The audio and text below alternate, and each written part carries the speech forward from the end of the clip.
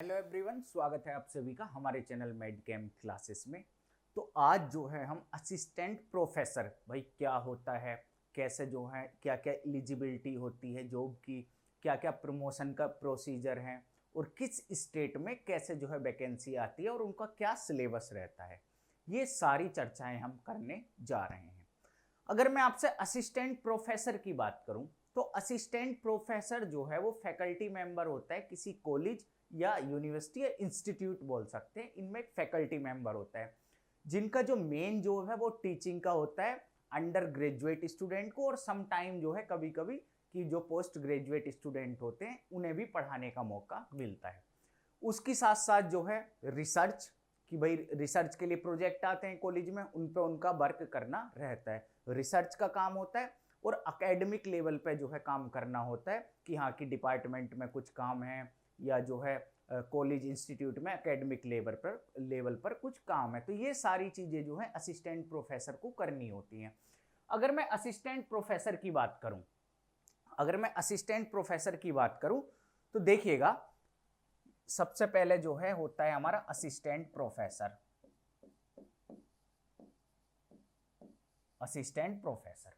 Assistant professor के बाद जो है हम बनते हैं एसोसिएट प्रोफेसर।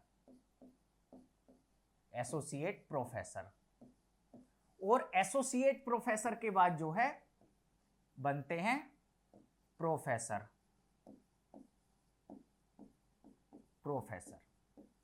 अगर मैं बात करूं असिस्टेंट प्रोफेसर की, तो अगर आप जो है असिस्टेंट प्रोफेसर बने तो 7 से लेकर 13 साल तक का आपको जो है वो समय लगेगा कि आप जो है एसोसिएट प्रोफेसर बन जाओगे। और एसोसिएट प्रोफेसर से प्रोफेसर बनने के लिए जो है आपको 4 से 5 साल का जो है वो समय यहाँ लगता है। इसके साथ साथ एसोसिएट प्रोफेसर से प्रोफेसर बनने के लिए आपके पास जो है वो पीएचडी की डिग्री होनी चाहिए। और साथ साथ इस दौरान एसोसिएट प्रोफेसर से प्रोफेसर का जो ये टेन्योर है 4 से 5 साल जो आपको लगे, इस दौरान आपके मिनिमम 4 to 5 जो है वो रिसर्च पेपर भी आने चाहिए कि भाई हमारे रिसर्च पेपर आ गए हैं। रिसर्च पेपर कैसे आएंगे आपके कि एक तो जो है आप मतलब रिसर्च में वर्क कर रहे हो, एज ए गाइड के रूप में काम कर रहे हो, तो उस दौरान आपके जो है ये पेपर आने चाहिए।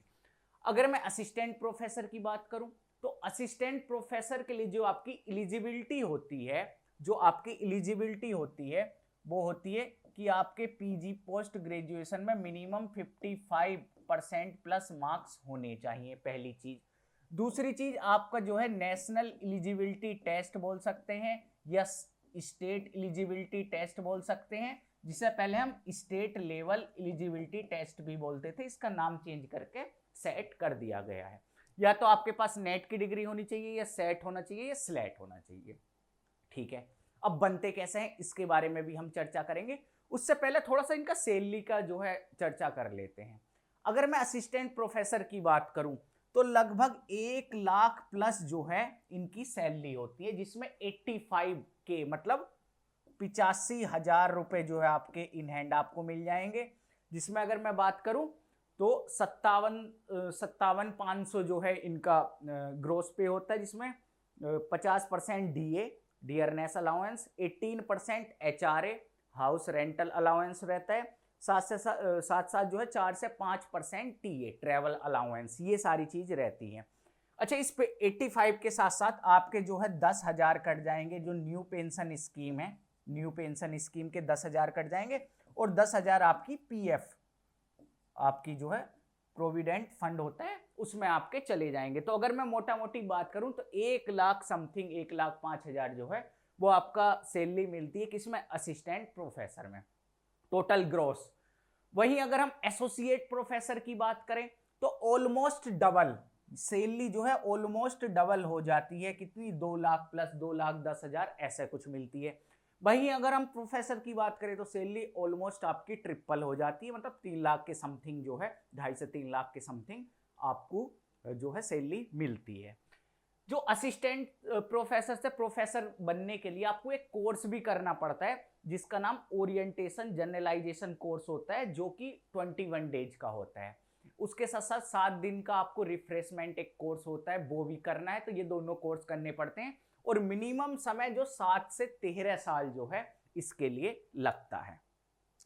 इसके साथ साथ अगर हम बात करें एलिजिबिलिटी की, हम बात कर लिए हैं कि कौन कौन जो है योग्य हैं एग्जाम देने के लिए। दूसरी चीज असिस्टेंट प्रोफेसर की जॉब क्या होती है, कितना जो है इनकी सैलरी होती है, कितने दिनों बाद इनका प्रमोशन होता है, उसके बाद प्रोफेसर की कितनी सैलरी होती है, कितने दिनों बाद इनका प्रमोशन होता है।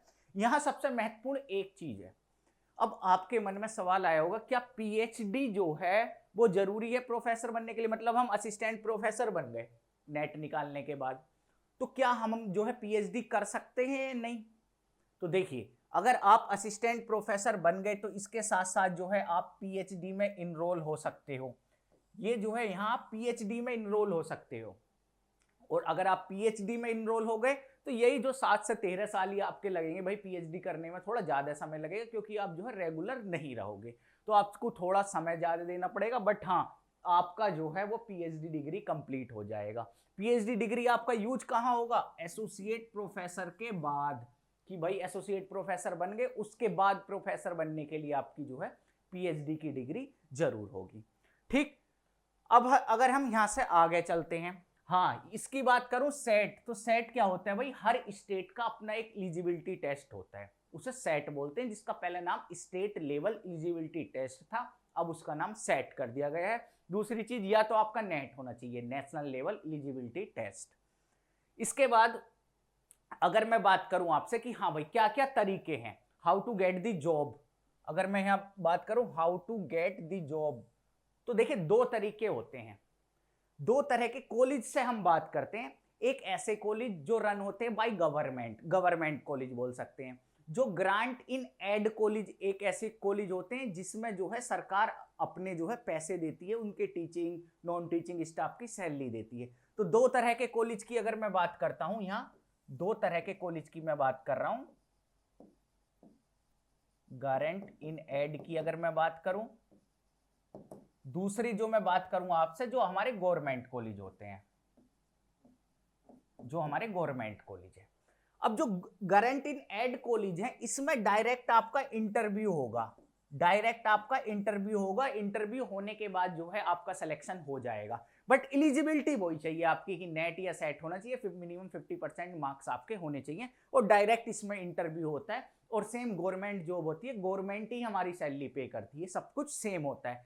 वहीं अगर मैं गवर्नमेंट की बात करूं, गवर्नमेंट इंस्टीट्यूट जो है इसकी अगर मैं बात करता हूं, तो इसके लिए जो है वो हर स्टेट का जो लोक सेवा आयोग है, जिसे पब्लिक सर्विस कमीशन हर स्टेट का है, वो अपने अपने एग्जाम कंडक्ट कराता है। उस एग्जाम के कुछ प्रोसीड्यूर भी हैं, तो प्रोसीड्यूर में आपको अभी दिखाऊंगा भाई क्या क्या है। तो इसमें होता क्या है कि सबसे पहले आपके फॉर्म आएंगे भाई state service public commission, state service public commission, कोई भी स्टेट हो सकता है आपका। उसमें जो है आपका एक एग्जाम होगा, आपका एक एग्जाम होगा, फिर आपका जो है इंटरव्यू होगा, फिर आपकी जो है इसमें जॉब लगेगी अकॉर्डिंग टू सिलेक्शन। तो 2 प्रोसीजर हैं। अगर मैं यहां से आगे चलता हूं आपका, तो ये मैंने लिख रखा है कि जैसे मैंने आपको बताया था कि किस तरह से जो है पीएचडी जरूरी है या नहीं, किस तरह से प्रमोशन होता है, तो आप इसे पोज करके पढ़ भी सकते हो। जैसे ये लिख रहा है कि 21 दिन का एक ओरिएंटेशन कोर्स होता है जब हम जो है असिस्टेंट प्रोफेसर से प्रोफेसर बनते हैं। तो ये पूरा आपके सामने लिखा हुआ है, ये मोटा मोटी मैं आपको जो है सब चीजें बता दिया हूं, आप चाहें तो इसे पढ़ भी सकते हो। वहीं अगर हम जो है बात करते हैं, तो देखिए जैसे अगर यूपी में असिस्टेंट प्रोफेसर बनना हो, तो यूपीएचईएससी एक संस्था है जो आपकी जो है एग्जाम कंडक्ट कराएगी। उसके साथ साथ जो है वो नोटिफिकेशन जारी होगा, आप एग्जाम फॉर्म फिल करोगे, एग्जाम होगा, फिर जो पास होंगे उनका इंटरव्यू होगा, फिर लास्ट में लास्ट सिलेक्शन होगा कि हाँ आपका जो है सिलेक्शन हो चुका है, आपको ये कॉलेज मिला है। वैसे ही अगर मैं हरियाणा की बात करूं, एचपीएससी हरियाणा पर पब्लिक सर्विस कमीशन, महाराष्ट्र की बात करूं तो एमपीपीएससी, राजस्थान की बात करूं तो आरपीएससी, महाराष्ट्र की बात करूं तो एमएचपीएससी। तो जितने भी स्टेट हैं वो आपके जो है कंडक्ट कराएंगे ये एग्जामिनेशन के बारे में। तो जो ये आपके सामने लिखा हुआ है, देखिए ये यूपीएचईएससी का लिखा हुआ है। यूपीएचईएससी में जो है आपका असिस्टेंट प्रोफेसर के लिए जॉब आई थी, जो आई थी आपकी 7 अगस्त 2022 को। फिर शायद कुछ प्रॉब्लम हुई थी कि आयोग गठन हो रहा है या अभी आयोग गठन हो चुका है, तो शायद दोबारा भी पोर्टल खोल सकते हैं या नहीं भी खोल सकते। बहरहाल ये एग्जाम अभी होना है। अगर इसमें मिनिमम एज की बात करूं तो मिनिमम एज का कोई क्राइटेरिया नहीं था, बट एक क्राइटेरिया तो था, एमएससी होनी चाहिए, नेट होना चाहिए। तो उसमें मिनिमम एज आप सोच सकते हो कि एमएससी होगी तो भाई 20-21 साल, और जो है नेट होगा तो इतनी एज हो ही जानी है भाई। अगर हम मैक्सिमम एज की बात करें तो ये देखिए क्या लिखा हुआ है, 62 ईयर्स। मतलब ये एक ऐसी जॉब है कि आप कुछ भी अभी कर रहे हो, आपकी एज थोड़ी ज्यादा भी हो चुकी है तो तब भी आप जो है, जैसे सपोज करो किसी की एज 35 साल हो चुकी है, उसे जो है असिस्टेंट प्रोफेसर बनने का एक दिन सपना आया, तो उसे करना क्या है, सबसे पहले उसका जो है बीए कर रखा है, बीएससी कर रखी है, तो डाल दिया कहीं से, मतलब यूनिवर्सिटी से डाल दिया एमए का या एमएससी का, या जो है इग्नू से भर दिया कि भाई मेरे पास टाइम नहीं है, मुझे सिर्फ एग्जाम देने जाना है, तो सॉरी, इग्नू से जो है फॉर्म फिल कर दिया। और फॉर्म फिल करने के बाद एक हमारी एग्जाम डेट आई, हमने पेपर दे दिए, फिर दूसरे ईयर का करा और हमारा एमए हो गया। अब एज होगी 37। इस दौरान हमने थोड़ी और पढ़ाई करके नेट भी क्लियर कर लिया। अब 37 ईयर की एज में हमने नेट क्लियर कर लिया। अब हमारे फॉर्म तो आते ही रहेंगे भाई, अलग अलग स्टेट के हमने फॉर्म फिल करना शुरू करा। और अभी मैं आपको दिखाऊंगा जो आपका नेट का सिलेबस होता है, सेम आपका जो असिस्टेंट प्रोफेसर का आपका एग्जाम होना है सब्जेक्ट का, वो सिलेबस एकदम सेम होता है। तो भाई नेट करा, फिर जो है तैयारी तो हो ही गई, दिया और अपना असिस्टेंट प्रोफेसर बन गए। तो एक एज लिमिट इसमें देख लीजिए, 62 ईयर ओल्ड, मतलब यू आर नॉट लेट, कि अभी आपके पास पर्याप्त समय है कि हाँ असिस्टेंट प्रोफेसर अगर आप बनना चाहते हो तो आपके पास पर्याप्त समय है, 62 ईयर ओल्ड तक बन सकते हैं। अगर टोटल वैकेंसी की बात करूं तो 981 वैकेंसी आई थी ये यूपी की। इसमें जो है हर सब्जेक्ट की अलग अलग वैकेंसी लिख रखी है। जैसे सोशियोलॉजी की बात करूं तो 42, हिंदी की बात करूं तो 80, इंग्लिश की बात करूं तो 62, बॉटनी की बात करूं तो 48, फिजिक्स की बात करूं तो 47, बीएड की बात करूं तो 75, केमिस्ट्री की बात करता हूं तो हुए आपके 70 वैकेंसी आई थी, मैथमेटिक्स 24। और ये अलग अलग जो है आपके सब्जेक्ट दे रखे हैं कि history, ancient history, agriculture economy, horticulture, Urdu, law, music, sitar, ये सब की जो है अलग अलग आपकी जो है पोस्ट वैकेंसी निकली हुई है। इसके बाद जो है मैं और भी दिखाता हूं आपको कि अब एमपी का दिखाता हूं। तो देखिए एमपी में, MP state public service commission ने अभी 2024 में वैकेंसी निकाली असिस्टेंट प्रोफेसर की। अगर उसमें मैं एमपीपीसीएस की बात करूं तो कितनी टोटल वैकेंसी है, 1669 आपकी वैकेंसी है, 1669 आपकी वैकेंसी है, जिसमें जो है 36 सब्जेक्ट आपके इंक्लूडेड हैं। अगर इसमें मैं बात करूं तो संस्कृत ग्रामर के लिए, ये संस्कृत परिचय के लिए, फिजिक्स के लिए 115, वहीं अगर हम बात करें फिलोसफी के लिए 12, केमिस्ट्री ऑर्गेनिक के लिए 1, और सोशियोलॉजी के लिए 80, पॉलिटिकल साइंस के लिए 118। वहीं अगर हम बात करते हैं ये होम साइंस, इंग्लिश के लिए 104, ज्योग्राफी के लिए 200। तो ये अलग अलग वैकेंसी जो है इन्होंने निकाल रखी है। अच्छा, इसमें केमिस्ट्री का और होगा, केमिस्ट्री का शायद अगले पेज पर हो। हाँ देखिए, केमिस्ट्री के लिए 160 निकाल रखी थी, केमिस्ट्री के लिए 160 वैकेंसी आपकी थी कि हाँ 160, इकोनॉमिक्स के लिए 104, कॉमर्स के लिए 124, और टोटल जो है आपकी कितनी थी 1669, 1669 वैकेंसी थी। केमिस्ट्री के लिए 160 वैकेंसी आई थी।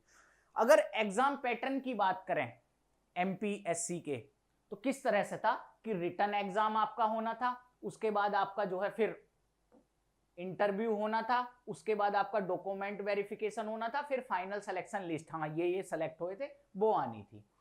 ठीक, इसके बाद जो है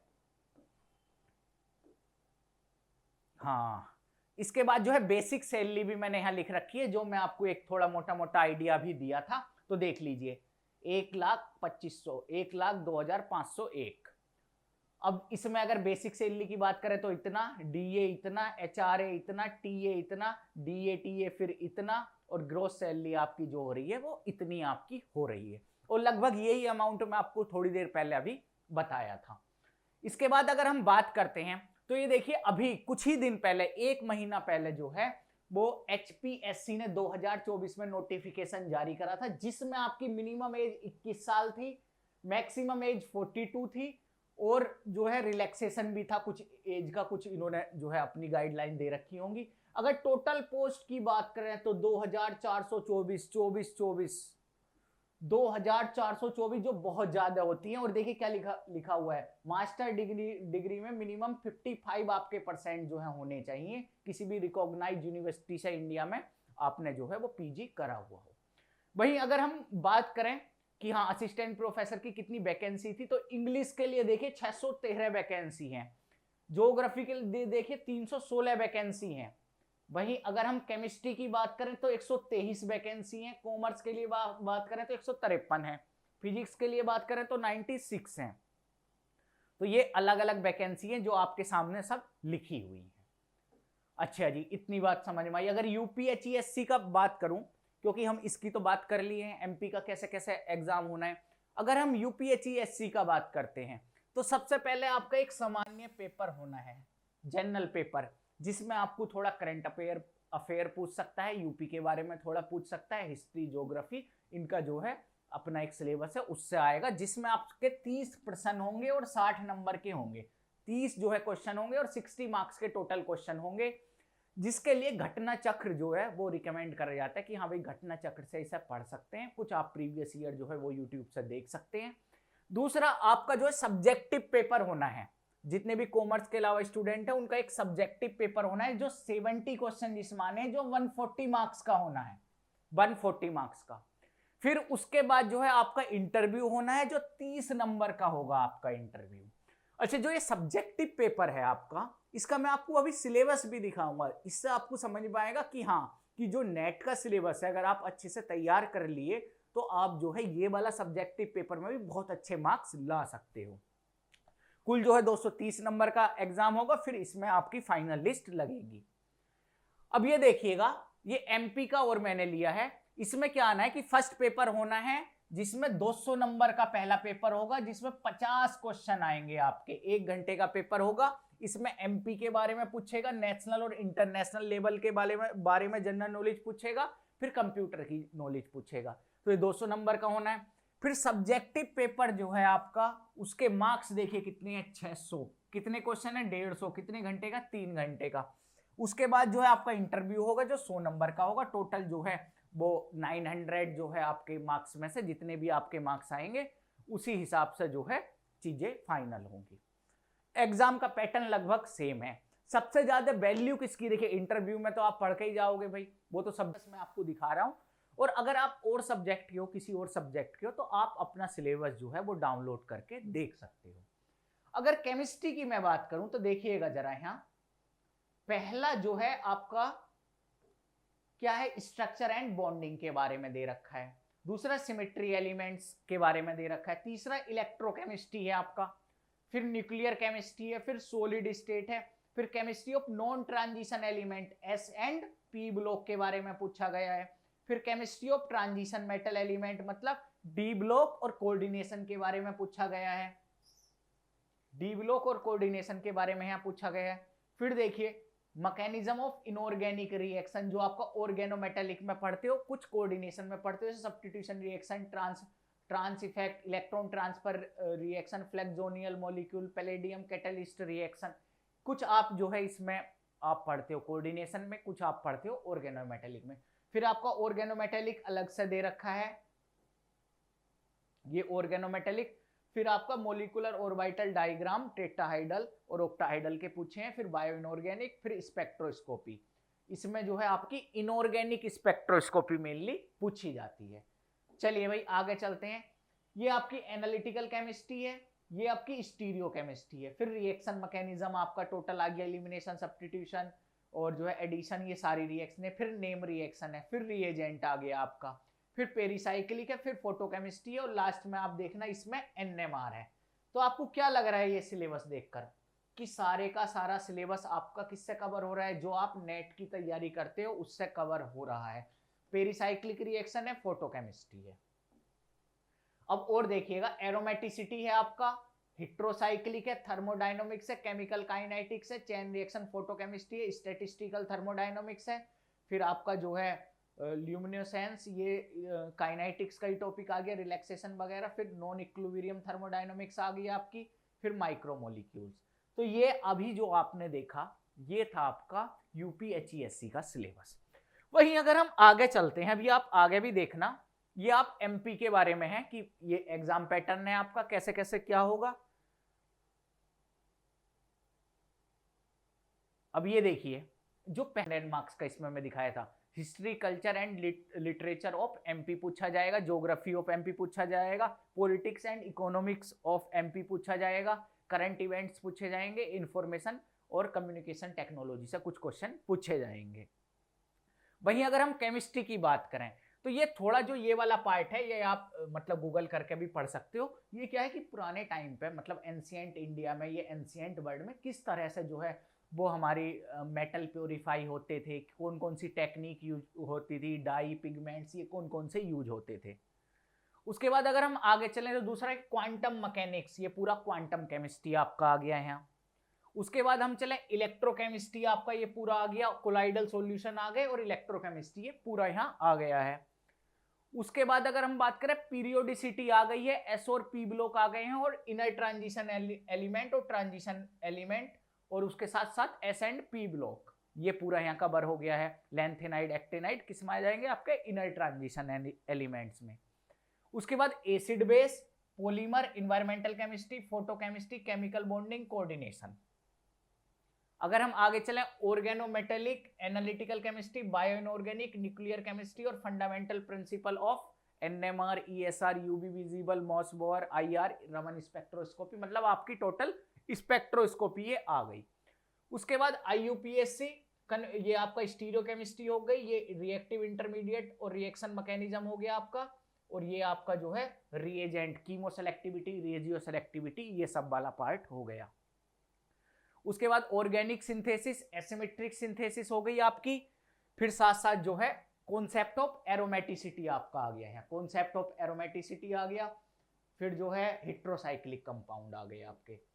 तो आप ये जो सिलेबस देख रहे हो ये पूरा एनएमआर आ गया, फोटोकेमिस्ट्री आ गई, और ये जो है प्रोटीन, पेप्टाइड, फैटी एसिड, एल्केनोइड्स ये सब आ गया आपका। बायो ऑर्गेनिक में जो आपका आता है, और ये कुछ केमिस्ट्री का गिलास, सीमेंट, आयरन, स्टील, इन सब के बारे में आप पढ़ना है।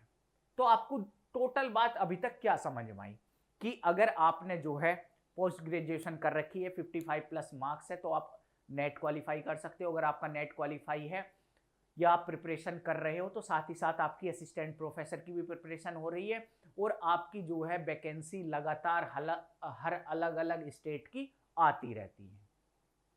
ठीक, तो ये कुछ बातें असिस्टेंट प्रोफेसर से रिलेटेड थी। मैं आपको सैलरी स्ट्रक्चर भी बताया, प्रमोशन का भी बताया।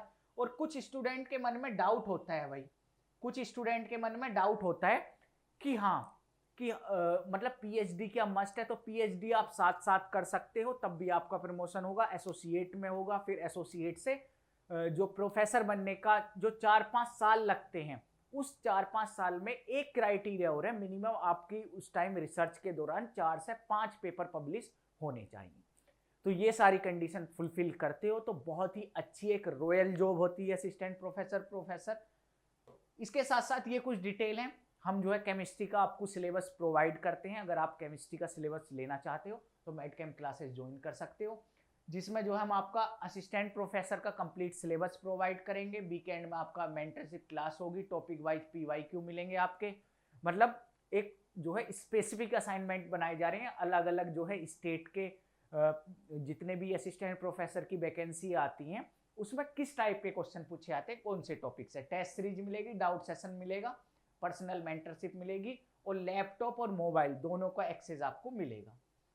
इसके साथ साथ ये कुछ जानकारी है, CSIR नेट जून 2025 के लिए आप कोर्स ज्वाइन कर सकते हो, अभी ऑफ चल रहा है, बाद में जो है इस कोर्स की फी बढ़ा दी जाएगी, और ये 6 अक्टूबर तक आपका ऑफ है। उसके साथ साथ जो है नेट दिसंबर 2025 के लिए भी आप जो ज्वाइन कर सकते हो, जिसकी फी स्ट्रक्चर आपके सामने लिखी हुई है, अभी ऑफ चल रहा है, तो ये फी जो है बढ़ जाएंगी। तो ये सारी बातें भाई असिस्टेंट प्रोफेसर के बारे में मुझे आपको बतानी थी। 2 तरह से जॉब आपकी मिल सकती है। गारंटीड एड कॉलेज में जो है आपको देखना होगा कब वैकेंसी आ रही है, डायरेक्ट इंटरव्यू होगा।